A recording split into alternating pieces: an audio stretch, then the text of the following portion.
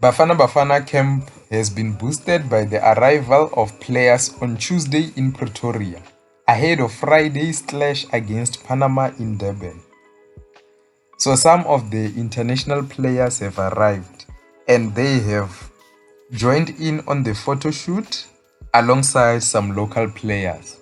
So players have been doing photo shoots for the home kit, the kit that they'll be using at the upcoming World Cup that was unveiled by Safa alongside Adidas. So Adidas are back as the sponsor again. Remember, Adidas sponsored Bafana Bafana during the 2010 World Cup. So the new kit pays tribute to the 2010 jersey. That is why they look similar. Now let me hear your thoughts. How do you think this kit looks on players? Do you think that it's a really good kit?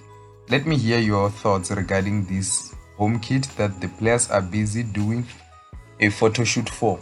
And remember, Hugo Bros explained why they are playing Panama. He says it was the right decision to choose Panama to play 2 international friendly here in South Africa. We will learn a lot about the Middle American style of playing football. The result is not important, but I do not want to have 2 defeat or big defeat. We have to learn about those kind of countries.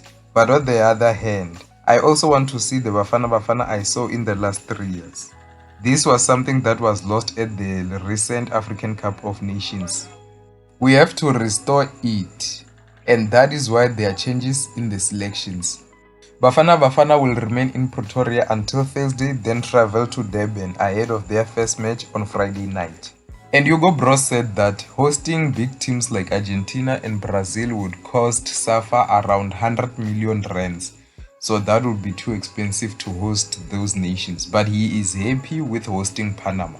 Now let me hear your thoughts. What do you think of this photo shoot that the player have made? That's the end of the news for today. See you next time.